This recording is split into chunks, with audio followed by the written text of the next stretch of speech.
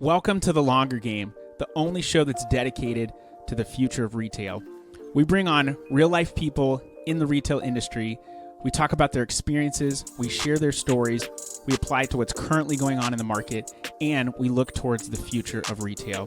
You could say it's Retail Reimagined. My name is Michael Marr. I run a customized, done-for-you service agency called Cartology that helps brands win on Amazon. Now, while my expertise stems in the Amazon field, we bring on a wide array of guests because retail is expansive. You've got e-commerce. Yes, you've got marketplaces like Amazon. You've also got brick and mortar that is evolving. You've got logistics. You've got technology, finance. There are so many aspects to retail, and it's complicated. So we're here to bring you the entire story. Do you think that you have an interesting story and you'd like to tell it on the podcast? Then go to thelongergame.com and fill out a form to be a guest on the show today. You can catch The Longer Game on any social channels: LinkedIn, Facebook, Instagram, Twitter, YouTube, and our website, thelongergame.com. We've got all awesome guests on this show, so that I will promise. Are you ready to hear more about the future of retail? Let's get down to business. All right, everybody. Welcome to The Longer Game. We are at the season finale, episode 30 of season 2. The finale is here. I like doing these lives because we get an opportunity to switch it up from the pre-recorded. It's never scripted, at least from my perspective. I don't know if guests are coming with something scripted. Maybe they are. Totally cool with me. The conversation always ends up being interesting, but I love to talk with real people that have had their hands dirty, It's very realistic approach, realistic viewpoint, and it's from people who do, not just people who would like to do or are talking from on high. So welcome to the finale. We're going to dive right in, and I will start bringing on my guests on stage. I have lots of control over this, which just feels so good for me, control over other people, but I'll start welcoming people in. So I've got Ryan, Head of Growth and Marketing at Intentwise. I have Chad Rubin, CEO and Founder of Profasee. And I have Carol Shih, Chief Everything Officer at Qode. Welcome, everybody. Nice to be here. Thanks, Michael. Excited to be here. Thank you. So, back again. We're back again, and Carol was just around too, so that was very recent. We just got to talk, and you were even in another country too. You weren't even in the States, so yes. And this time the internet is going to work. This time, so we're hey, you know what? Better. We made it work anyway. Wouldn't be tech if there weren't some kind of difficulty. So yeah, we talk about everything retail on here. A couple of us are more Amazon focused, whereas Carol brings in a lot of that more e-commerce experience. But I think what I'm interested to talk about is changing retail landscape. We know that things have changed dramatically in the past couple of years. And if I set the stage, I'm thinking about not just Amazon, but CPG brands, everything e-commerce and CPG really, but also just selling, I feel like has changed. When the pandemic hit, huge e-commerce growth, brought in a lot of venture capital deals, not just on the Amazon side, but I've noticed a lot of VCs that have been investing in brands. They were, giving crazy multiples and just investing a ton in these brands. And that has changed as well now too. But there started to be big boom, big growth. Everything was really exciting, really sexy. And then probably end of 2022, things started leveling out a little bit more. It could have been sooner than that, but things started leveling out. People were seeing, especially in 2023, sales were down. A lot of brands that I talked to were having to lay people off. There was a very, very different change. I think there was fear of what was going on in the economy. And I don't know how people are feeling in 2024. It's still early, but it is a very different stage. I saw a brand on LinkedIn recently talk about how, 4 or 5 years ago, a $25 million CPG brand was a huge brand, and it was also exitable. But now, a $100 million brand is kind of what people are looking for. So I think talking about that changing landscape is important. And so I wanted to open up to you guys. What are your thoughts on just changes that have happened even in the past 12 months and what that means for the future? Yeah, I think obviously, you mentioned during the pandemic the growth that e-commerce saw. And I think a lot of people rushed maybe to assume or conclude that we had shortcutted the time for e-commerce to grow to this size. And behavior was permanently changed because of that. There was now this higher volume of online shopping. People were going to trust online shopping a lot more. They were going to spend more money there. They were going to go to physical stores less often. And I think what was hard to predict and we didn't exactly see coming, the market as a whole, was when the world opened back up, so did the behaviors of those shoppers. And so people returned back into store, and retailers created new experiences for in-store shopping as well. Like Walmart in particular is very strong here. Buy online, pick up in store. There are new ways to connect that back to digital shopping and benefits for the advertisers who want to track that. But I think that's certainly one shift that's happened. And I think something that a lot of people didn't predict was that the in-store was going to come back in a big way. One thing I want to say about that is e-commerce is like everyone on here is very e-commerce focused or, is e-commerce focused. But retail is still like 80+% of all the sales that happen like in store. Like that to me is almost mind blowing to think that e-commerce is so big and yet majority of the sales are still happening in retail stores. I'm gonna piggyback on Ryan a bit.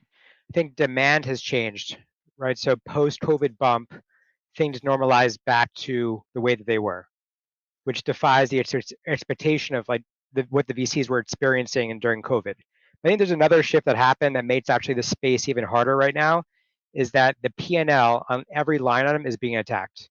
So salary inflation, logistics inflation, the cost of actually delivering the product to the consumer has increased. And so the net margin, the thing that keeps these businesses afloat, because they're not valued on a revenue perspective, they're valued on an EBITDA perspective. Yep. And so their EBITDA has been like crammed down. And this is why the space has become out of vogue. And I think out of vogue spaces, to me, non-consensus are the spaces to actually invest in, because you're getting them at a cheaper valuation and they can have explosive value into the future. They're the most fun because people don't want to be a part of it. Totally. And I just know this from experience. I'm actually raising money right now. So we raised 2.3 in December of 2021, which is a hot time to raise money. Sure. And so we raised 2.3, and now we're doing a $3.3 to $5 million raise. And like most VCs, which have a lot of groupthink, are like, hey, we don't like the sector. It's super noisy. It's super crowded. In fact, we don't even like the ICP. The ICP are very cheap. They have no loyalty. They churn. And this is true and indicative of e-commerce and where we're at right now. Yeah. Carol, I feel like maybe you have something you want to add based on the smile on your face, or maybe you're just smiling because you're happy.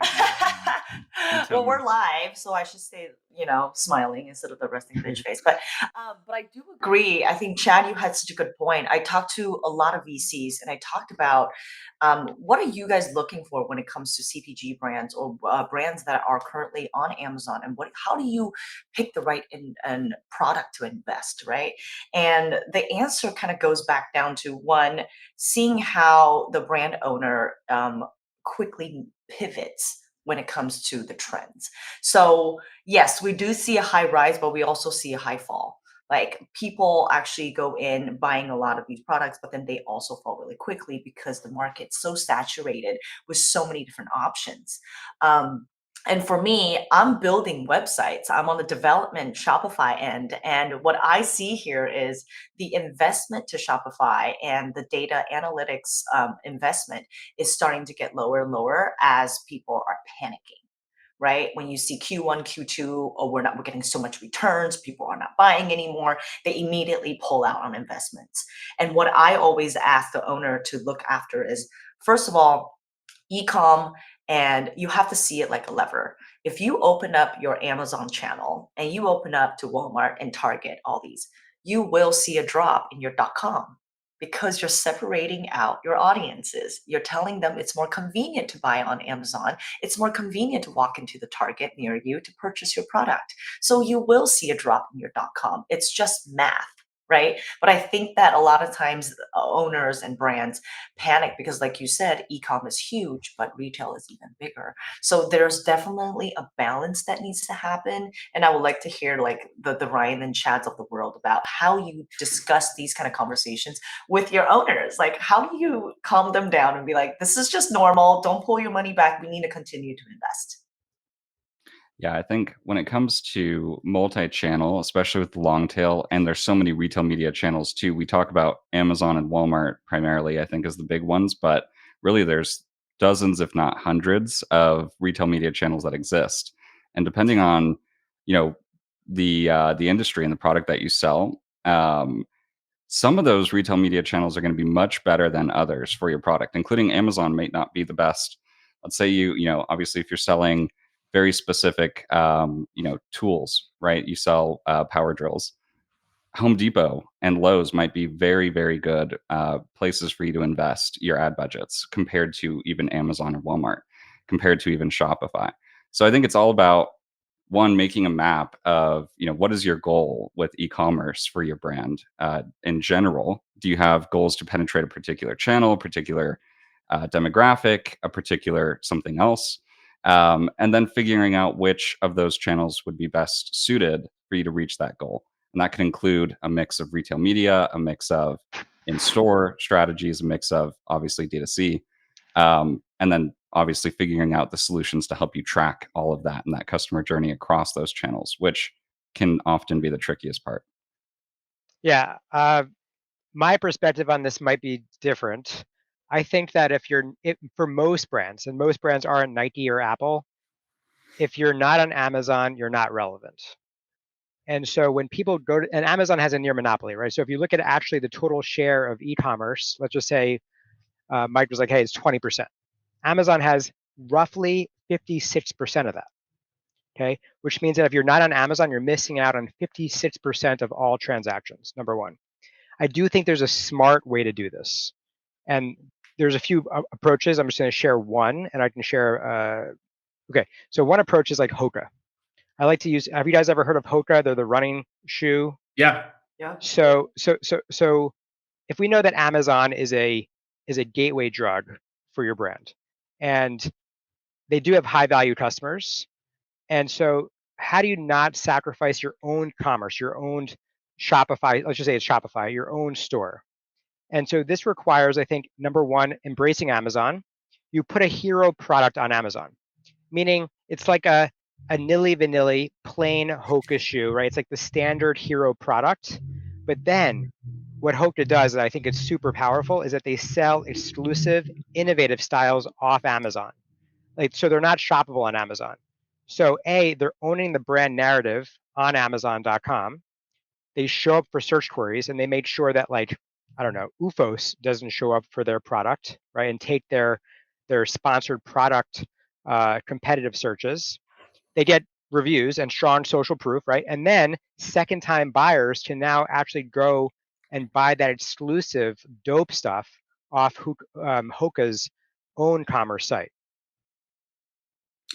I love that. And I feel like sometimes how we frame things is very, very, not sometimes, but always is very critical to how we look at stuff. And part of what I hear Carol talking about is brands don't see an immediate return, or they see a shift in something, they immediately want to make a change.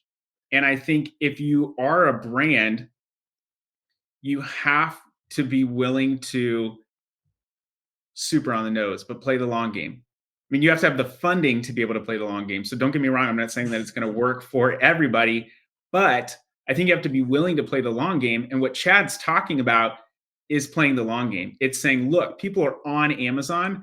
My customer is there whether I want to be on there or not. And that's the way that I look at it is they're there. They're already there. The conversion rates are significantly higher on Amazon than on your own direct-to-consumer site. Let's say 1 to 2% is average on a direct-to-consumer site. 3 to 4 is like you're absolutely crushing it. Anything above 4, let's talk. I maybe want to be an investor in your business. But on Amazon, non-Prime members convert 14%. Prime members 70%. Like there is a super amount of trust. And when you see brands get bestseller badges, I immediately see return on ad spend go up. I immediately see an improvement in sales overall. That again signals trust to me. So your consumer is on Amazon, whether you want to be on there or not. So find a way to be there. And once you're there, that to me, I feel like Amazon is a customer acquisition channel. Yes, it's a channel, but you acquire new customers there. You can do once you've got them in, and if your product is good, if your product sucks, people aren't going to want to buy anymore. So, I mean, that's the reality of it. But if you can get someone in to your funnel, let's say, and now you get an opportunity to go after them again, whether you want to remarket them or whether you add them to an email list or whether you get them to your site and you show them those exclusives, that to me is what is so powerful about Amazon and why people should be attacking it. And what I can see from some of the brands that we work with, like people are going and searching these brands before they've ever been on Amazon. You can see that data. They're already searching for these brands. So other brands can capitalize on that, or you can. Yeah, I think obviously Amazon is like a search engine in a lot of ways. And to Chad's point, if you play the strategy right and you have, a landing page, something for your consumers to find, even if you don't want Amazon to be your biggest sales channel, another way you can do that is brand stores, right? And if you think about um, consumers and how they would be searching for your product, whether that search starts on Amazon and they find your detail page, or that search starts on Google and your brand store page is indexed. That's a whole another channel of traffic for your brand, whether you expect or want them to buy on Amazon or not. That exposure is essentially free. You don't have to pay to get a brand store up. You don't have to pay to list your product on Amazon. And so giving that opportunity to your competitors would just be a waste. Someone just said something that I thought was interesting. I swear I did not post this on LinkedIn, just so you know. And I didn't see this until they said this, but exactly right. It's not just about the percentage, but intent is higher. Conversion rate is so much higher than anywhere else. And that intent is huge. Like you see a business that's really seasonal, very big in the summertime, buyer intent is super high. So you're going to see conversion rate go up. Like I remember, okay, I've been in the e-commerce space for 14 years. Chad beats me. I think Chad's like maybe 20 now. I don't know. It's something close to that. But I very vividly remember, because I was an e-commerce business owner first. I very vividly remember seeing conversion rates be almost similar. And like you would make before ads were even in picture, you would say, I'm going to change SEO. I'm going to change something here. And you could see conversion rates go up. And that was a big part of how you determined how effective you were. But now I see conversion rates fluctuate all the time, especially in and out of season. So that to me feels very, very different and dynamic. Side note, I also remember reading blogs that Chad put out in my basement when I was shipping stuff out, because that was my warehouse, about what was going on, with Think Crucial and everything was going on there. And I also very vividly remember reading a blog post that people were that you got shut down on like Christmas Eve, Christmas Day, and were fighting to get it back up. Like that was I felt that pain. I felt it from brands that we work with, but I've been suspended before.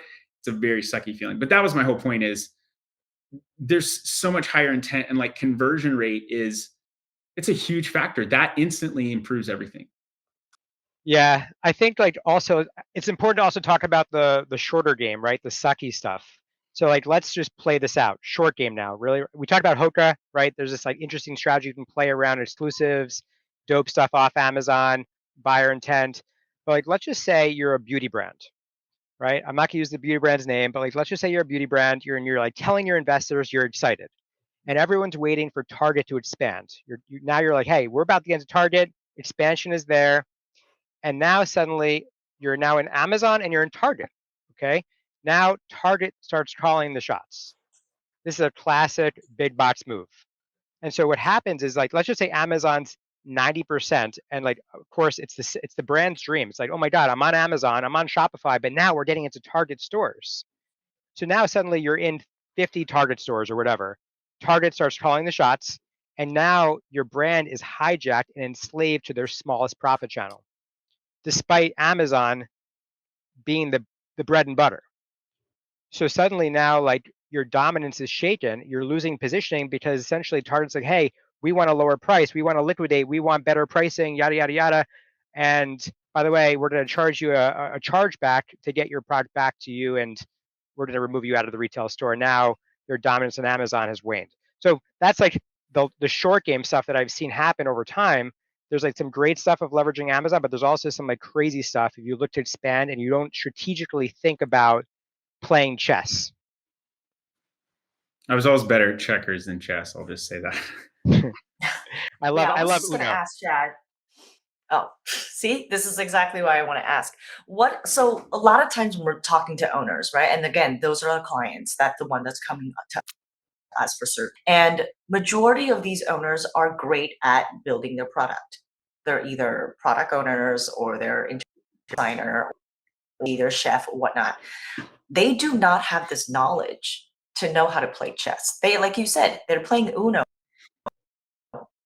The game to them is completely, out of the field. So what are some ways that you guys have been able to educate them? Or is it like listen to the Longer Game podcast and that's always my recommendation. Tune in and learn more. Yeah, I struggle with that quite a bit is either I go, hey, here's some consultant, here's Chad and here's Ryan. They're great people for you to talk to and put together a plan for your entire year of business or quarterly plan for you to understand where do you want to place strategically your product to what big box. Essentially, again, you see the fear in their eyes. It's a lot of money from the investors, right? What would they do and what do I do? I always challenge myself, what are some ways that we bring the knowledge to our owners, to our brands, but also at the same time, help them guarantee that there's a success by bringing them the right strategic moves. How do you help people play chess, Ryan and Chad? Ryan, you want to grab that first? I think it's all about, it really comes down to understanding what the mission is for the brand. And this is where I have really enjoyed working with owners who are so passionate about what they've created. And so, Carol, to your point, like most real passionate brand owners, and I keep adding this differentiation because there are some brands, obviously, without that passion for the products that they have made. And when they're so passionate about the ingredients they use or why they have made this product for the customers that they hope to serve, it's then your job or my job essentially to help figure out the right path. And if we know, okay, the mission is to go, get this product in the hands of every single real estate agent in, the country or whatever the case may be, crafting that plan with the right mix of channels, the right mix of exclusives, the right mix of other elements of that strategy to give them that advice and guide them to the right place. But I think it all depends and starts with figuring out what that mission is and really leaning into the mission that the brand wants to accomplish. Oh, there are ones that don't even know their mission. Well, that's the thing is, I think a lot of times I've seen this happen before because I've worked in coffee shops. People love the idea of starting a coffee shop. It is probably one of the most difficult and hard businesses to run. If you are out there right now thinking, I love going to get coffee, I want to start a coffee shop, don't. That's my first recommendation. The second recommendation is don't. The third recommendation is think about a business plan and don't. And the fourth one is maybe then go out and execute. But I think you have to have an idea of what you want to go towards, because if you don't, it's going to be very, very difficult to get somewhere. Your analogy with coffee shops, I would say, is similar with Amazon. Certainly, if you're just getting started, I push back a lot when I have those initial conversations with somebody maybe who has an idea, or maybe they've got a few prototypes of a product and they really want to launch on Amazon. I don't say don't, but I say, have you, done the math, right? Have you done the research? Have you calculated what this is going to take? And if your goal, right today is to be maybe in the top 100 or the top 1,000 of, supplements on Amazon for your new supplement product, it's a lofty goal. The math to get there, the amount of traffic you would have to buy, the amount of clicks, the amount of orders you would need to make to get there are going to be in the millions of dollars. and you have to do it relatively quickly before the market changes again. So I think that's exactly why it's so important to not rush into it and to have that plan before you start activating all of these channels. Because if you start activating the channels first, you're going to run into a lot of the problems with control that Chad was talking about, whether it's retail control or distributor control or resellers, whatever the case may be. The problems will be much worse if you don't know what your end result is supposed to be and you just start making decisions.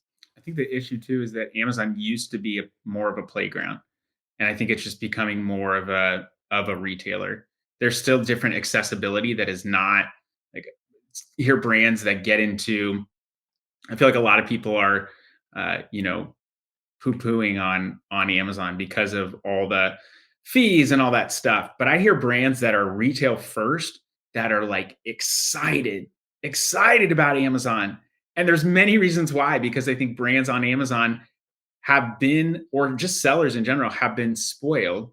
They've been spoiled because you don't have slotting fees per se. You don't have the built-in conversion that maybe you would in store. You don't have the visibility. You don't have the control over your destiny like you really do compared to a retail store. And if you get shut out of a retail store, you're shut out. It's like, hey, we just don't like your products. We don't think it's going to work. So you're done. And then we're talking about maybe another 2-3 year journey to get back in, to have a new product, for something to happen. And it's expensive to do. Amazon is becoming a little bit more official. And so I think that's part of maybe even what people are struggling with.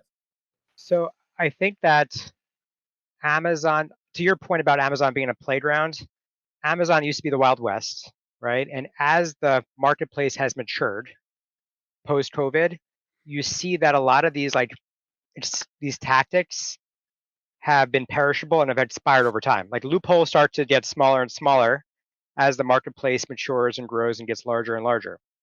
So, and on top of that, right, like we talked about earlier, you have this like transition from revenue metrics.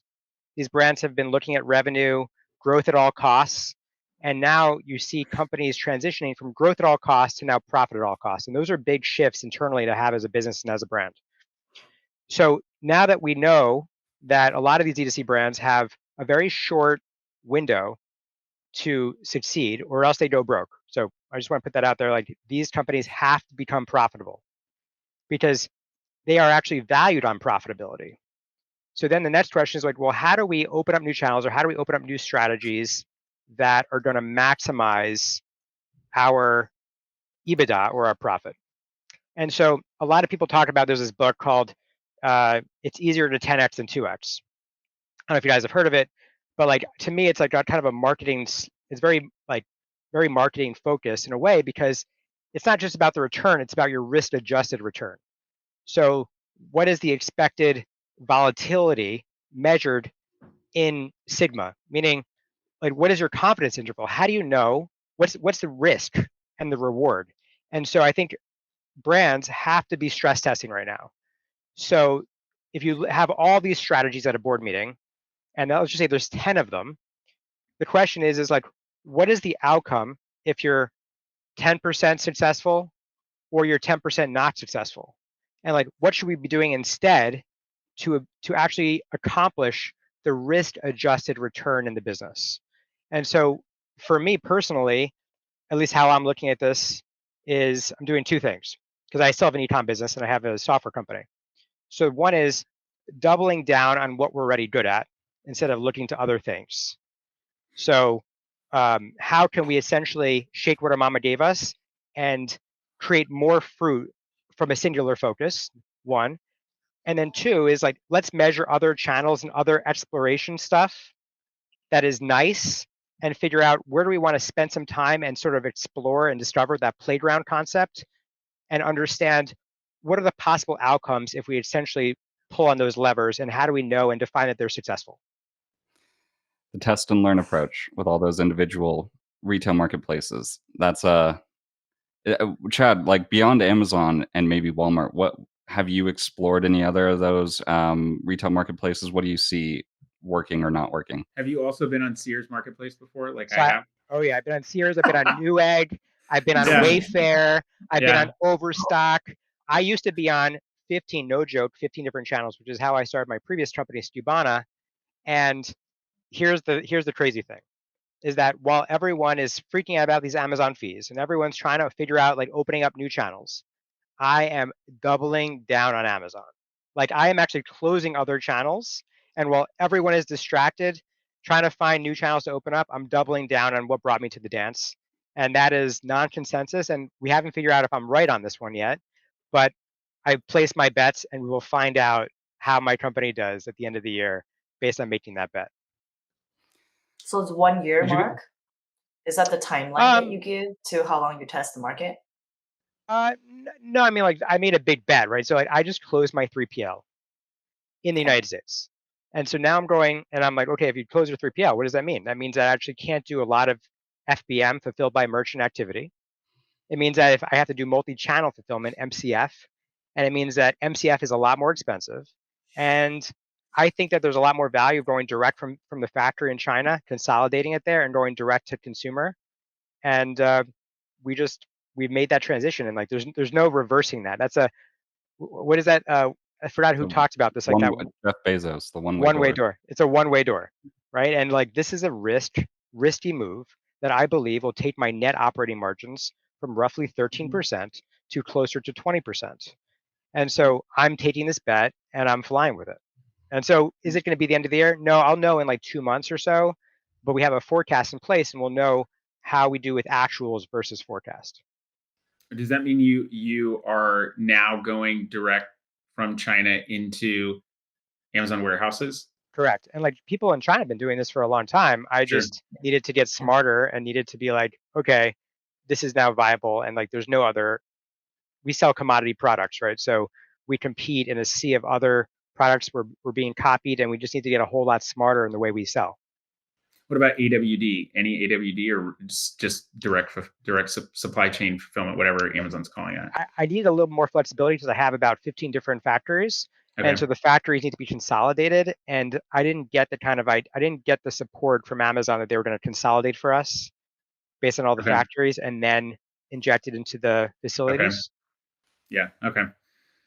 I think there's still stuff to be worked out on the AWD side. I've seen someone use that, and there's a lot less accountability, getting stuff sent in automatically.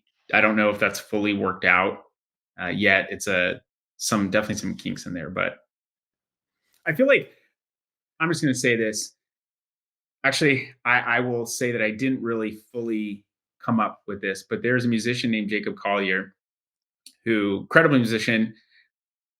I think it was, 5-6 years ago. It took him like a couple days to create and edit a video for, I can't remember the song he did. I want to say it was like a Stevie Wonder song, but he goes really deep into music theory, intelligent, super intelligent guy. And he talks about how someone said, what do you wish that you could tell yourself, when you were younger? And he said something really important. And it was that nobody knows what they're doing. He said, you think like, I'm going to be adult. And then it's like, I'm ready to do the thing. Now I'm ready to do it. He's like, you're never going to be ready. I don't know what I'm doing. Nobody knows what they're doing.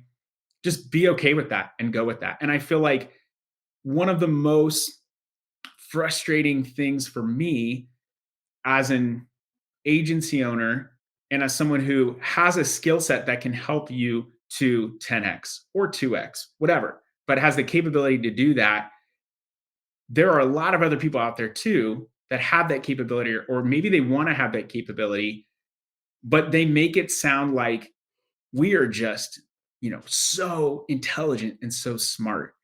And I feel like that's such bullshit because, yeah, you might be intelligent, you might be smart, but your willingness to risk, like Chad was talking about, your willingness to test and experiment, that's how I feel like a lot of things come about. Like you could have been super smart and created sticky notes, but that's not how it happened. It was an accident, like a lot of other things. Like I think people think that there is this perfect formula, and there is no perfect formula.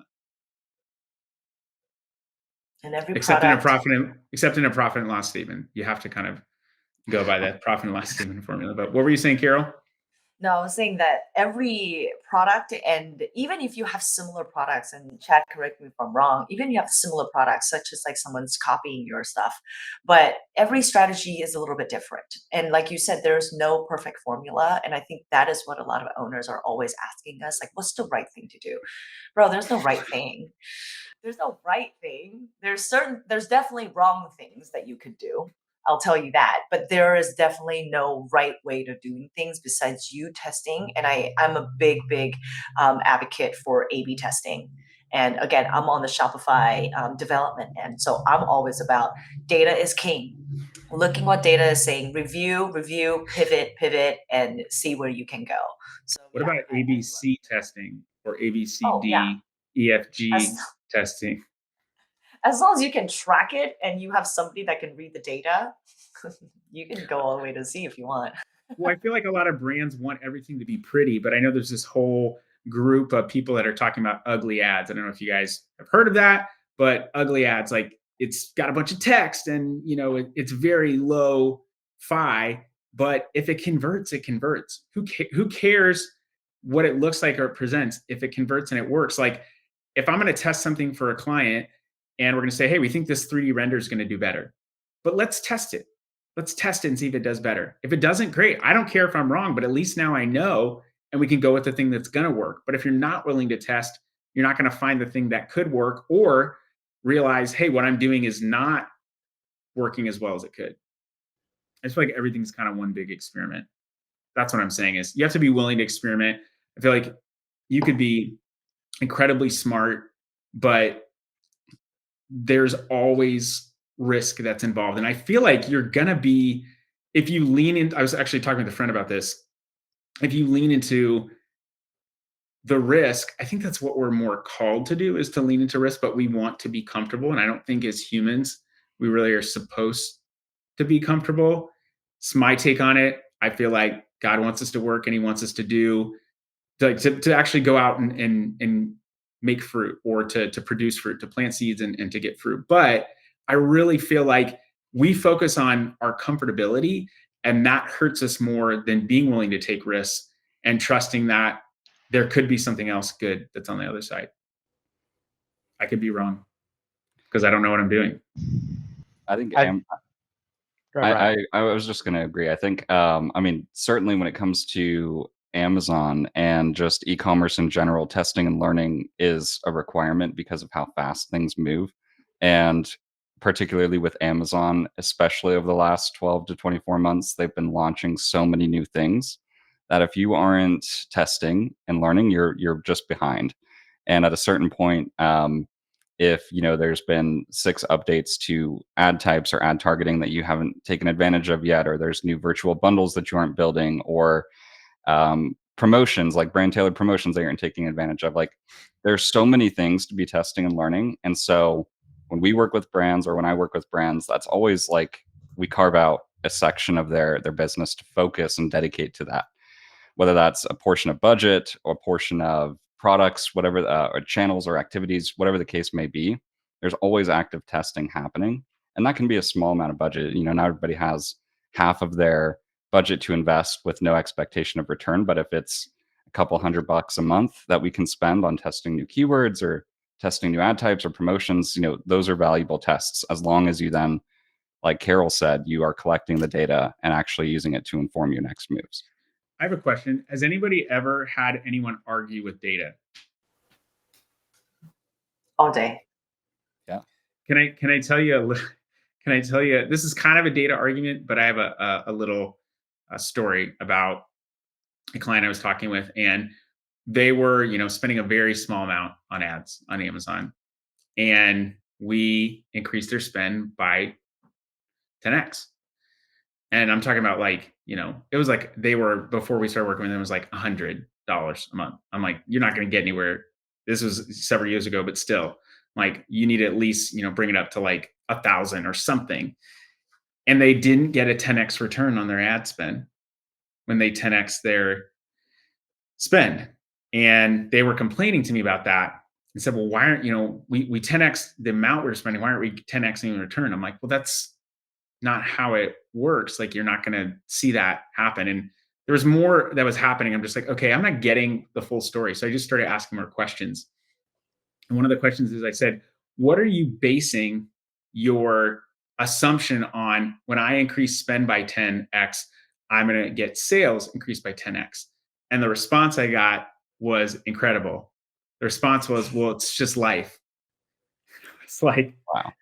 okay, I don't know that I can help you at that point. And that to me feels like a lack of knowing, like having a game plan, but also knowing and understanding. And like, I feel like one of the biggest things that brands who want to get on Amazon or want to go into e-commerce that are focused in retail, or vice versa, they don't know what they don't know. And so they might have incorrect expectations, and that will push them into a bad place to cause them to make short-term decisions. You also have to make short-term decisions, but that will have bad long-term consequences. I think a lot of times when owners are investing, especially in marketing, is that, like you said, the expectations, but I also think very importantly is the mindset. And if we're service providers, one of the biggest things is always setting the right mindset and say, hey, listen, you are investing in this, but do not expect that it's going to come back tenfold. I know someone in your network has done that before and it worked out for them, but it does not mean it's going to happen to you. So setting the right expectations and knowing that this is a risk, number one. And number two is this is a lesson learned. This is going to be a channel that you are testing out and you see how this works out. And it's something that you can return is this is how it works. And now you know how much it takes, and also timing, seasonality. There's so much things that are affecting. And I feel like the ones that don't believe in data are usually the ones that invest the smallest because they're afraid. And the more that they're afraid, the more that they expect higher, the more that they're in disbelief when they didn't get what they wanted. I feel like fear. Go ahead, Chad.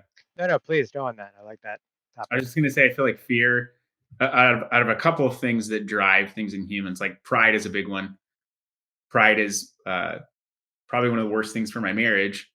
I feel great when I'm prideful, but it's not good for my marriage. But like pride, fear, and fear could even stem back from pride, because I'm afraid of how I'm going to look if this thing doesn't work well. But that's a really powerful driver, and I feel like fear is not the reality. Like, what's the worst thing that could happen? I talk about this with my daughter all the time. What's the worst thing that could happen?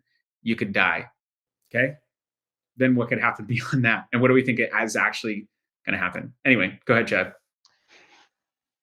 Well, I think, yeah, a lot of these small micro things that happen in our life really don't matter in the long game, right?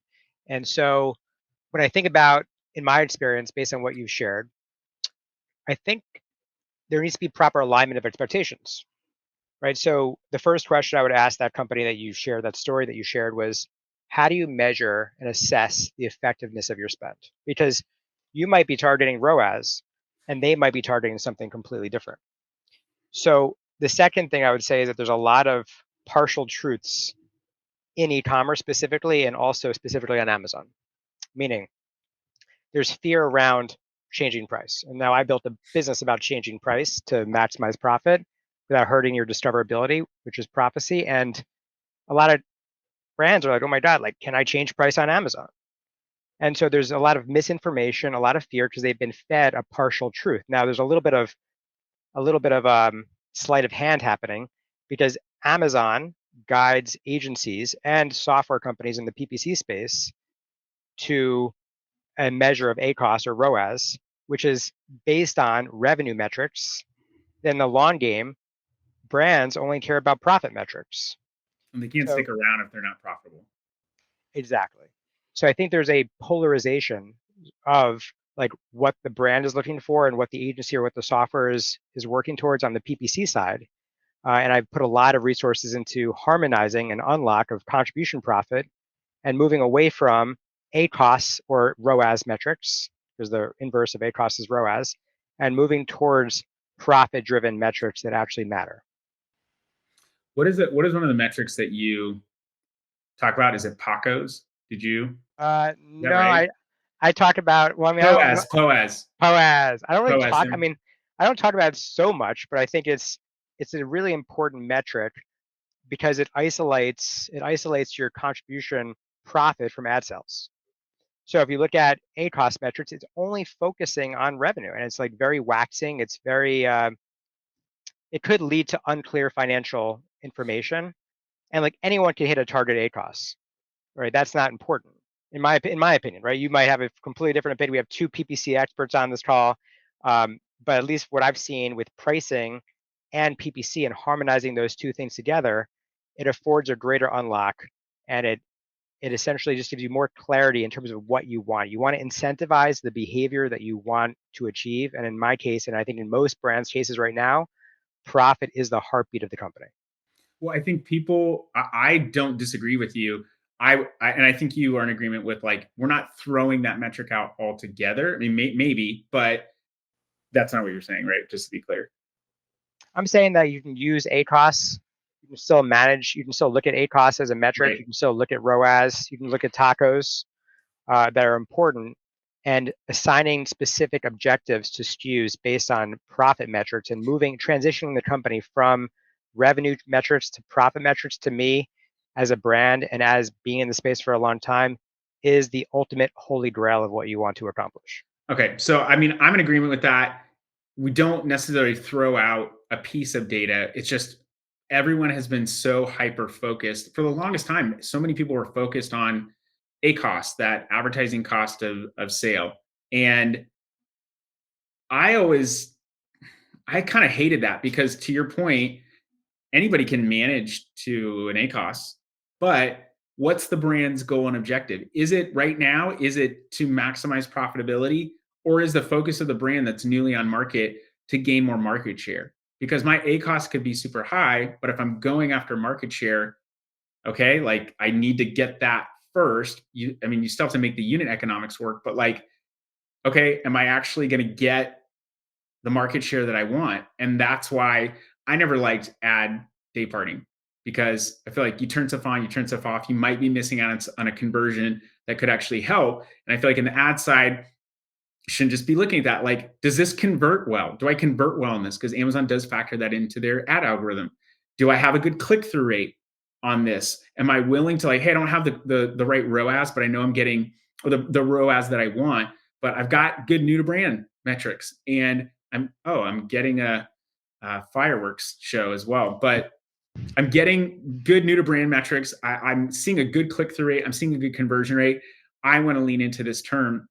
And then being able to look across something like Amazon Marketing Cloud and say, okay, well, my return on ad spend on, DSP is super, super low. And it's not going to be the right case for everyone to utilize DSP. I do think a lot of brands can take advantage of it, but DSP ROAS is really low, but as an assist, it's super, super helpful. And then determining, how much do I want to invest in this? How much is it actually helping me to first generate revenue, but then also bring back profit into my company? So I feel like it's actually measuring things appropriately and not too heavily weighting one thing over the other. Yeah, there's no question. I think intention is very important. And I think, by the way, I do think you can use POAS. And just to define POAS for people that are listening, it's profit on ad spend. It's gross profit divided by your total ad sales. And so you could have if you have a 1 as a POAS, that's break even. And you could actually have a negative, or a below 1 POAS. And so if you're at 0.75 POAS, it means for every dollar you're spending, you're losing 25 cents. And so I think having objectives for a SKU, like some companies, they're selling, I don't know, a hydration mix on Amazon, and they want to just take as much share as possible. Their objective is they're okay with taking a less than 1 POAS. I think it's knowing the objectives up front, assessing how you define effectiveness of that ad spend, and then setting progress reports so that it's like mutual, it's joint, and then everyone's aligned and has clarity. 100%. And I agree with what everyone's saying here about this. And I'll just add that I think it's important to remember, obviously, that your advertising metrics and your advertising performance doesn't exist in a vacuum. It's affected so significantly by the retail factors and attributes of your account: your price, your availability, your inventory, your organic rank, your reviews. And so none of that is factored into ACoS. None of that is factored into tacos. And yet, when you run ads for products all of that is being affected. So if you want, you have to look at metrics other than ACoS to really see the full picture of what your advertising is doing and what's working or not. And I think over the last 2 years, especially, Amazon has just continued to invest in making it easier for brands to draw those connections. You mentioned Amazon Marketing Cloud being one of those ways that you're able to more closely connect your advertising back to those retail actions and shopper decisions that are being made. It doesn't operate in a vacuum or a vac, and it doesn't operate in a crucial vac either, right? Ooh, I like that. That's one of Chad's brands. Yeah, crucial brands. We made vacuum filters, coffee filters, air filters. It was probably one of the first 100 Amazon Marketplace private label brands. And actually, James Thompson, who's an OG in the space, we started the Prosper Show together. He was my account manager back in the day, which is kind of funny. Nice. Man, that is crazy. Yeah, that's a big throwback. Anyway, sorry, I couldn't help myself. It was that was a good so one. on the nose. But I was very on the nose. I want to also get Pacos started. I don't think that necessarily makes sense, but maybe it could. If POAS is a thing, then profit, advertising, cost of sale could be something. Yeah. Well, you can do TPOAS, total profit on ad spend. Okay. What about versus total sales? I'm trying to. For me and my own e-commerce business, we have changed. Like, sales and revenue should not come out of somebody's mouth, right? Like, it should only be profit. And so that's just what we've migrated to. Like, we've really retrained and like linguistically have had to change the lexicon internally to make it part. And we incentivize everything. Even comp plans are incentivized on profit. They're not incentivized on top line. Well, like for a business, that is huge, and something I talk about with my team. We actually talked about a P&L today, because not everyone knows and understands or gets what a P&L is, just depending upon what your job is. But I try to ingrain into everyone, every single person has an impact on the success of this business. Every single person. If we mess something up on the catalog side, we do that enough times, I don't care how many sales we get you, it's going to put a sour taste in someone's mouth and they're going to leave. And we walked through this, but I'm like, someone leaves, what happens? Okay, we lose a client. Great. What does that mean? Well, we lose revenue, right? But then what is our biggest line item? Labor. It's the team. We don't bring in enough revenue. We can't support the team that we have. There's only so much loss that we can take. And someone on my team was like, well, we shut down. I'm like, well, right. That's the worst case scenario. Okay, with stating that. But I don't think everybody understands. Could be in an agency, in a brand, whatever the case might be. I don't think everyone understands the even idea of profit. Like, I think if you look at kids at a very young age, they look at money and they're like, whoa, I got $1. That's so much money.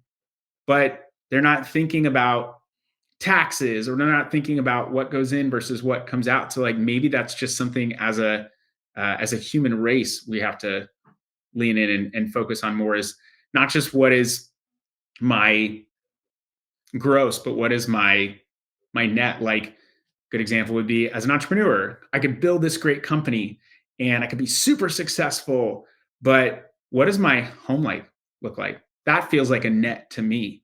I'm so much more willing to sacrifice revenue if it means that I get more time with my family, and my daughter doesn't grow up saying like, Dad, Michael, who, what, like, just, it's not worth it to me. That, to me, that net feels so much more important.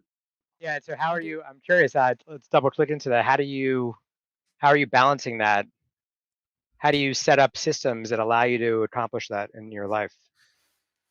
Well, I have a really great wife. That's one of them, is having the right partner, the right person that can be supportive of me, but can also check me and say like, look, you're doing too much. It's not worth it. There was also some, I've kind of evolved over time, but there was a period where any company that I built, I've had to have a job that brought in income while I built the company. Happened with e-commerce, happened with When my e-commerce business crashed, starting my agency at another job while I was starting that out, just to bring in some money into the home. And I mean, we're a 2-income family, but still we're relying upon both those things. And one of the things I instituted was a Sabbath. It wasn't like an official one, but it was like, I'm not doing any work on this day. Something happens, the world, goes to pot. Like, I'm just not doing work. I'm dedicating this time to my family. And that was a big game changer, because it's so easy to get engrossed in work. It's so easy to get focused in on that and forget the things that are important. Growing my business and getting it to be successful and getting it to be profitable is important. But again, I would like, really, really putting all the cards on the table.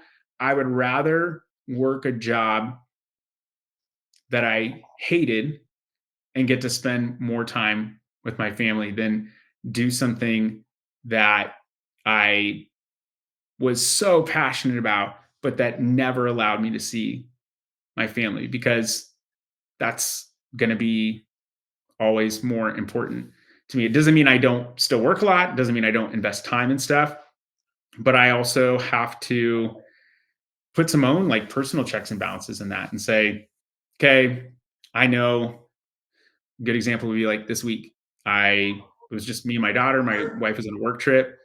There was one night where it was like, I know I'm going to be working long, so I let her go with a friend, and I stayed and did the work they needed to. But then there was another night where I'm like, I need to shut it down. I need to go and spend time with her. And so I did.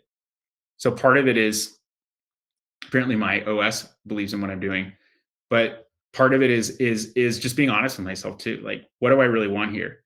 Do I want? Yeah, there we go. Do I want to? Well, that doesn't do anything. It's just this. That's right. Do I really want to do this next thing that's going to take me away, or is it worth it? Like, what is my return? What is my ultimate return? Is it having a memory with my daughter, or is it just signing this next thing, or just doing this one more piece of work? Like, can that wait? So part of it is just being honest with myself, but having a good partner and being honest with myself. Thank you for sharing.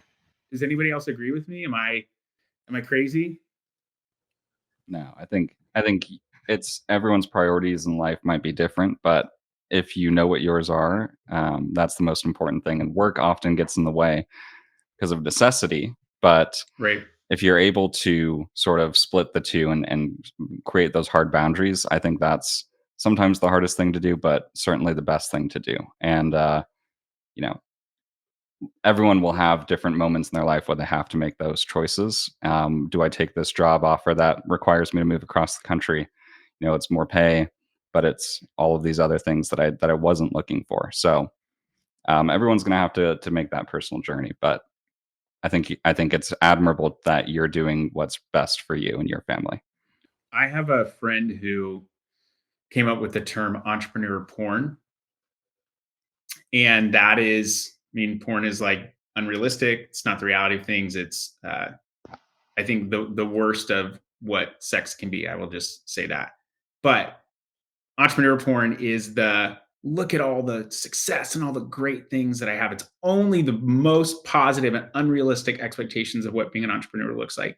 And every entrepreneur I know, not saying it's, the largest sample size, but every entrepreneur I know deals with difficulties in their business, deals with problems, has a lot that they have to troubleshoot. I went to a new dentist this week, and she asked what I did. And I told her, I run an agency that helps brands on Amazon. And she said, okay, so you get what it means to own a business. Like, my dentist is saying that to me. So every entrepreneur I know knows that it's not the flashy reality, but we have a couple of examples of people who are in the limelight, and that becomes our focal point, which is the same reason why, to Carol's point earlier, brands say, okay, someone in my Rolodex, this worked for them, so it's going to work for me too. Okay. Like, not everyone's going to start a $1 billion company. Less than probably 1% of people are going to start a $1 billion company. It's just not the reality. So I feel like actually knowing what is real and what is not as real is as important as knowing where you want to go. But yeah, the entrepreneur porn thing is just, it's not the reality. I mean, the question you ask is like when we always talk about metrics for a while, and what is the metrics that really measures your success at home? Like when you go home, is your wife telling you like, "Hey, you're scoring very well here, but in our QBR, the next one, you need to work on this part." Like it's We do have never a that black and scorecard. white. I want one too. I have a board of my husband and I, but it's as much as I want to project manage my entire life outside of it. I think like the three biggest things I always say that is the most difficult for entrepreneurs to balance out is one is clients, and the one is sales, and another one is employees. It's like playing whack-a-mole, right? You're either like covering your employee, making sure they're okay, right track, on goal, or the client's flipping out, or the sales is not coming in. You know, it's those three. But I think what we really neglect for those who do have family at home is how do you balance out your life as well? And being an entrepreneur and a woman owner and being also a mom, like there are times I cannot breathe, and I think Michael, you and I have that tough conversation in our previous podcast. Is Yep. really talking about like how do you even balance that out? And there's no right answer. It's similar to what we talked about all this. It's like running a business too. There's just no right answer to it. It's just getting through the day and hoping your scorecard is okay with your family and hoping your scorecard is okay with your clients. And I would say there is a right answer, but there's no one specific right answer. There's wrongs and there's rights, but there's not a totally predefined path. Like you have to figure that out. Maybe you and your spouse don't want to have kids, or you're unable to have kids, and so you're just focused on your careers, and you're good, right? You're too late for you, but you're good. But you're good with that, with the extra time that you work. But you say, hey, I also want to commit time to go travel on the weekends, or like we're going to commit to do these things. Like you have to determine the things that are important to you. But that's the accountability piece that honestly I crave more the older that I get. I want people that I can check in with and say, look, I'm submitting myself to you in the things that I'm doing. Do you feel like I'm doing the right things or not? Like, be honest. I have that with my wife. I have that with some of my friends. I can go to them and say, look, here's my take on this. Tell me if I'm wrong. I legit want to know, and allow them to speak into my life. That level of truth and honesty is where I think a lot of brands miss out. I think a lot of business owners miss out because they're so focused on their idea and being right in their idea. They're not willing to take criticism and risk making an adjustment because they could look wrong. And I could care less about being super wrong and really more about eventually getting it right. My take on this is that well, first of all, if you look at what Sheryl Sandberg came out with a book, I think it was Sheryl Sandberg, and it talks about how there's like, you have 5 balls and they're all glass balls. It's like business, family, personal, friends, health, and business. Like you can't actually manage all of those things at the same time. One of those balls has to drop. She says it's impossible to manage these things. So for me, by the way, I'm definitely somebody that operates on the extremes of life. I like that about you. What helped for me was a few things. When I sold Stubana, because I spent so much time like deploying resources, helping employees.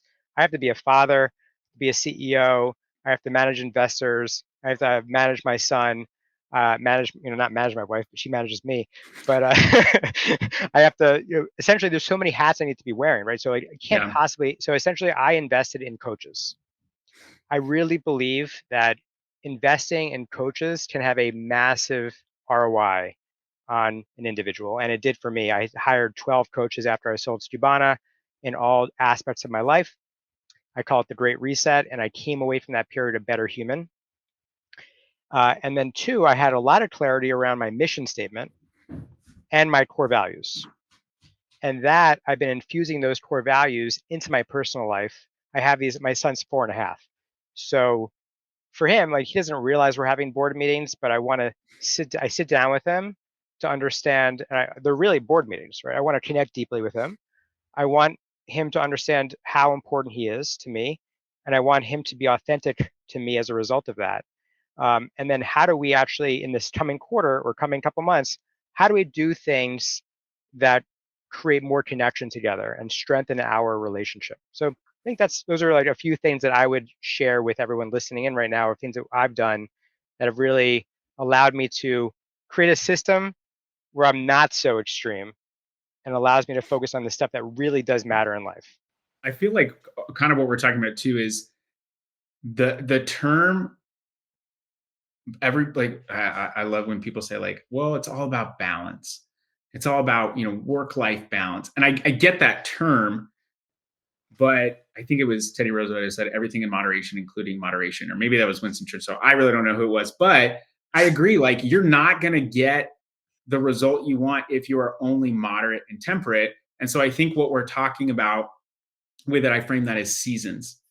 There are seasons in my life where I'm able to spend a lot more time with my family. There are other seasons in my life where I have to invest a lot more in my business. There are seasons in my life where my wife and I aren't getting along as well as we could, and we need to go and get therapy and get help. I've done that before. It was a game changer. It was expensive. It was not at a great time. It was when I was transitioning out of one business to another, but it helped us to communicate so much better. It wasn't like, I try to be as open as possible about this, about dealing with like depression, anxiety, but also just regular relational things. Cause I think, again, people think I'm going to get to marriage and they're going to complete me. And I'm like, my wife does not complete me.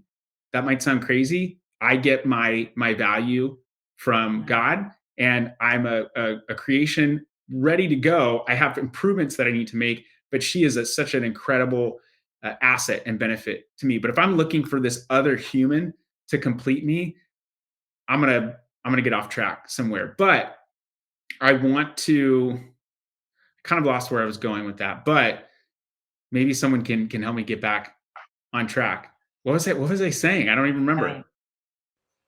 You're talking about your balance in life, trying to, or not. Yeah. Oh, well, sorry, seasons. that was horrible. Seasons. No, seasons. Yeah. I think it comes down to seasons, but you have to be honest with yourself and say, is this season going on a little bit too long? Like, am I continuing to invest in this thing that maybe really isn't giving me what I want? What I want to know is what 12 coaches that Chad has hired. Like, are they the 12 disciples? Like, that's an offline conversation. But Chad, we need to circle back on the 12. Like, let's do it. Yeah. I actually have as we're talking, I'm thinking about someone who runs a VC firm that I think might actually be a really good connection for you, because part of their MO is not just investing in ideas, it's investing in founders. And they said, we'd rather have a B idea with an A founder than an A idea with a B founder. Mm-hmm. Talk about A/B testing. I feel that. Yeah, I would love an intro for sure. We can do business on this podcast too, people. It doesn't just have to be a conversation. We can make profit, right? I didn't say the R word, right? You didn't hear me say that, did you? Profit. We can make profit, but we can do business too. All right. I want to know, as we get ready to wrap things up, I want everyone to make a final prediction that they're willing to live and die by. Ryan, go. I'm just kidding. Where do you feel like, I don't know that we need to speculate, but like, if you could tell a brand, here's one thing that I feel like you focus on this, whatever it might be, focus on this, and this will allow you to be more successful this year. What would that be? It's hard, definitely hard to pick one thing. I know what Chad's going to pick. Yeah, well, I'm very curious. I think my suggestion would be, it's sort of in line with a lot of the themes we've been talking about today, like profitability and goals and proper planning and structure. And so my recommendation would be focused around understanding your customers. Understand who they are, what drives them, what motivates them, where they shop, where they live. Those questions, if you have answers to them at a deep level, will help guide the shape and the direction of your business, including which channels you should be on, how you should be advertising, how you should price the product, how you should market it. So that's probably the core of any brand's strategy. And I think it's especially important now as we're going back to the basics, focusing on profitability, focusing on making sure that we're in the right channels with the right offers and the right timing. So there's a lot of other things that could be happening this year, but I think if you don't have your fundamentals nailed, you're going to be really struggling when the margins continue to get squeezed. When you talk about channels, like you said, be where your customers are. we know that pretty much everyone's on Amazon. It's like that's a place where you want to be. But I think there are other negotiables. Like maybe you test Newegg, and if you get a good response there, great. But you don't have to be in every single channel. To Chad's point about pulling out of certain channels, like it feels like I need to be omnipresent. But the reality is maybe you're just not getting what you need from this certain channel. It's okay to pull back from that channel. Totally agree. I think that's part of the analysis. Is this channel good for me even though we're listed on it already? Is it working, or do we need to radically change or just remove it entirely and refocus those dollars elsewhere? And so if you know that your customers love to shop on TikTok Shop and that's never going to change, and you're just slowly watching maybe your Amazon traffic slowly decrease over time, or the same thing could be happening in other channels as well, that's a signal for you to make a move. But if that's not happening and you launched on TikTok Shop and it's not working for you and you're spending all this money, people aren't converting, you're getting a bunch of high return rates, there's your answer to pull out. So, again, there's no one right direction to move in, but if you understand who you're trying to work with, and you understand your customers, you'll be able to find that right path. Carol, go. Wow. I think that, I think the biggest thing that I will suggest to the clients are data is king. I cannot emphasize that enough. I think like a lot of times when you do not know how to make a decision, the biggest thing is look into your data. And if you don't know what you're looking at, find somebody else that knows how to read the data for you. And also, again, from a Shopify development end, a lot of people are neglecting the fact that your user behavior is all around your website, and you need to spend that time and money to tag up your website. It's like you live in a mansion and someone keeps breaking in and you have no clue where people are coming in from. Tag that house up with a ring, like put security cameras everywhere. And I think that's one of the biggest things that we've been pushing for as an initiative for our for CodeSpace is let's put up those cameras so you understand where user behaviors are at. You understand where people are filtering, what are they using. And if you truly want to grow your business and you truly want to hit that goal, if you have that goal in mind and it's realistic, it's best to really dig into It's always G4. important. Yeah, let's make sure you know where you want to go. And if you want to know where you go, let's look into your user behavior and understand where you're going to put your money. And I think that in the long term, your investment, you'll see that coming through a lot more, like your conversions and everything is going to be a lot more successful because you are putting the place at the right spots. Data. Cool. Love it. Chad. That was beautifully put, Carol. Okay, I'll use an analogy. Typewriters. So as business owners, our objective is to maximize profits on a risk-adjusted basis. And so to me, it's about EBITDA. Now, how do you get to that EBITDA number? You have to stress test it. You have to understand what's the risk and what's the value that you're going after. The way that you do that, in my opinion, isn't necessarily one thing, but it's a typewriter where you go through buckets. And the first bucket is your people. Make sure you have the right butts in the right seats, and I can go into that very deeply. The next bucket is your process. It might be looking at your revenue embedded metrics like ACOS, might be questioning things that you've thought were always to be the universal truth and there just happen to be partial truths. It could be pricing, by the way. It could be a number of factors around process. Then product, right? So SKU rationalizing, doubling down on your winners. Every company has Pareto 80-20 rule. And that's what leads to risk-adjusted rewards in terms of profit. That leads to an enterprise value that's what you're building, a high enterprise value. That's what your company is being valued on. And then you go back to the beginning, like a typewriter, right? So you start over in those buckets again. You go through those constantly and iterate on that process, and you will be rewarded and you will flourish because of it. All right. I'm gonna say one thing. What I think people should focus on, and this could be personal or business, but what are your core values? And that's from the same bucket that Chad is talking about, right butts, right seats. We integrated EOS last year, and that was a game changer because I really feel like it started at core values. Like I got very clear on what is important to me, and then holding people accountable to those. And our core values are referral quality work, winning attitude, teamwork for the win, play the long game. Go figure, right? But I got very clear on those and defined what that looks like. That helped us to clean up our process. That helped me to get the right people, to get the right butts in the right seats, and to know this person is aligned, is not aligned.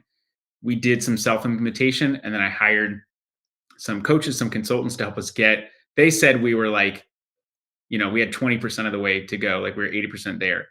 I feel like we probably were more like 50, like looking back. Maybe they were just being nice, but they helped us to adjust process, to track things better, to be more ruthless about what works and what doesn't work.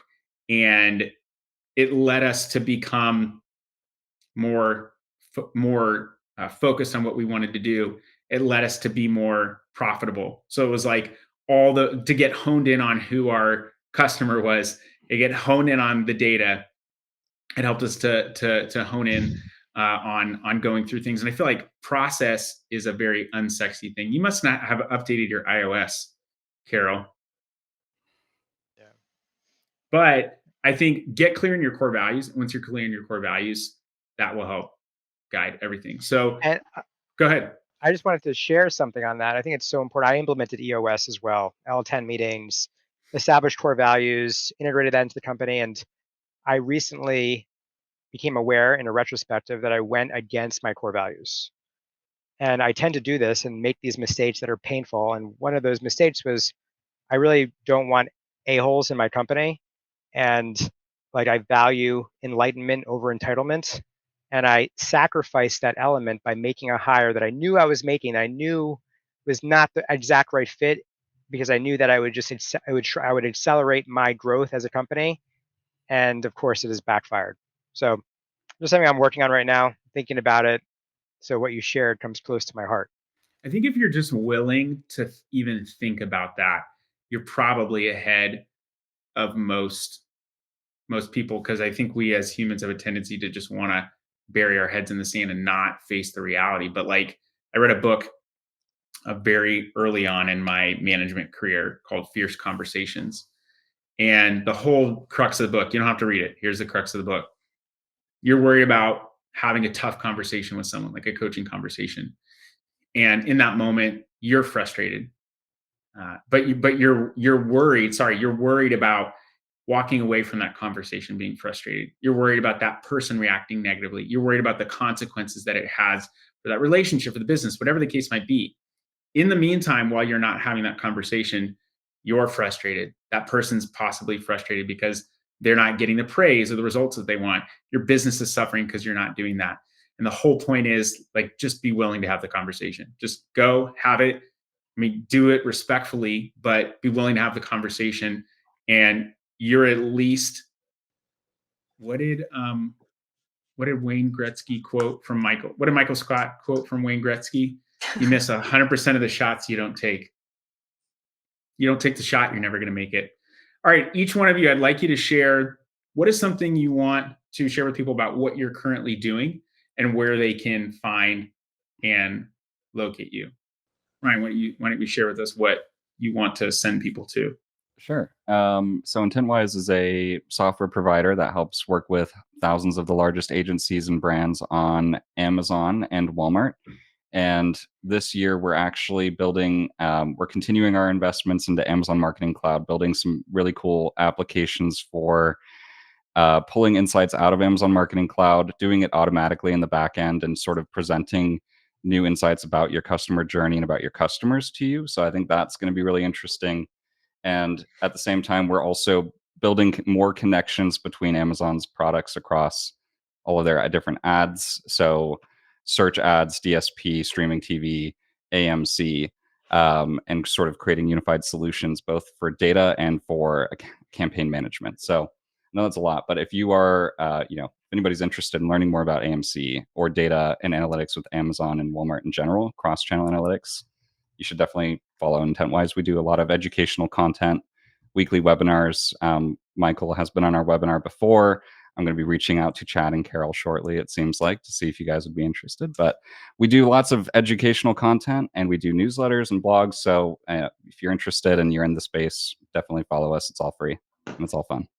Love it. Love it. Look, we're doing more business, everybody. We're doing more business together here. Carol, what do you want to share with people? So CodeSpace is a Shopify web development agency, but we also do other platforms when it comes to data layering. Like I said, we are a data-focused Shopify web development. And so a lot of what we do here is focusing on what are the opportunities that we can help the clients grow, especially the brand on Shopify e-com store. And so if you are finding that, and again, we're at Q2, this is the best time for you to invest in any retheme, redesign, things that you want to update for your website, because you want to avoid that Q4 peak season to touch anything on their website. And I think that's similar when it comes to any kind of strategy on the marketing side. So if you're feeling like, hey, you know what, we're feeling stunt in conversion, this is the great time to do an app audit, to do a site audit, to see where your e-commerce health is at. I'm doing multiples of that. We're also doing a free audit. So this is where you can find me. It's codespace.com, or you can DM me on LinkedIn. And Ryan, we definitely should talk, because I would love to learn more and send some clients your way. Yes, we should. All right, Chad. Oh, you're on mute. You're on mute. Rookie mistake. Okay, Cool. Here we go. Woo. So as business owners, what do we want to do? We want to make more EBITDA. We want to make more profit. And that's what we built. We essentially built Uber surge pricing for Amazon brands. So we use AI. And I know that's a trite word at this point, but we've actually invested $2.3 million into deep learning models. And we find price inefficiencies in real time on Amazon. And we help you exploit those opportunities to help you make more profit. So we constantly change your price to help you make more money without sacrificing your BSR or your ranking position on the platform. Love it. I need to learn more about that. I will plug myself and say my agency Cartology is working with brands, white glove service, really focused on high level service and results. One of the biggest things that I see when I talk with brands is agency burn. I get it. Agencies focus on growth. They're not paying attention to people. They're not paying attention to every single one of their clients. And we are hyper focused on delivering results, but also delivering a relationship as well. So if you're a brand that wants to grow and that wants to be successful on Amazon, I want to at least have a conversation with you and talk about that. This has been very, very fun for me. And I love having the conversation. I love getting people in the room. And I really wish that I could do my podcast live in person. Maybe that's next season. Maybe that's what I'll do. But thank you, Ryan. Thank you, Carol. Thank you, Chad, for coming on, making time to talk. I think everyone got a lot from this. I know I got some stuff from it as well. And yeah, we'll see you on the other side. End of season 2, season 3 coming, TBD. Can't tell you when, but it's definitely going to happen. So thanks everyone for coming on, and we'll see you guys later. That's it. Get on out of here. Thank Thank you. you for having us. Bye. Thanks, Michael. All right, that was the show. What did you think? That was the longer game. We would love for you to share the show with other people and to leave us a review of the show. So go to iTunes, go to Spotify, even go to YouTube, comment, leave a review, and share this on any social channels that you are active on and wherever you have influence. We want to share this story and stories like it to as many people as possible. Do you have a compelling story and do you want to come on the podcast and talk about it, and you're in the retail industry? Then go to thelongergame.com, fill out a form, and we will contact you about coming on the show. You can find us on any social channels, Instagram, LinkedIn, Facebook, Twitter, and you can go to our website, thelongergame.com, to actually read all of these episodes in blog form in text, because we know not everyone's going to listen. This podcast is brought to you by my agency, Cartology. We are a customized, done-for-you service agency that helps brands win on Amazon. It is super complex selling on the Amazon Marketplace. We help simplify that for you. This podcast is also brought to you by Podcastify Me. They are a full-service podcast production company that designs podcasts around people who are paid for their advice. That is coaches. If you want someone to help create, strategize, and distribute your podcast to the masses, go to podcastify.me to find out more. I've so enjoyed that you've been a part of the conversation and that you've given of your time to hear these people's stories. We'd love for you to share. If you want to find out more, just go to thelongergame.com. Hope you have a great rest of your day. Stay blessed. And until next time, cheers.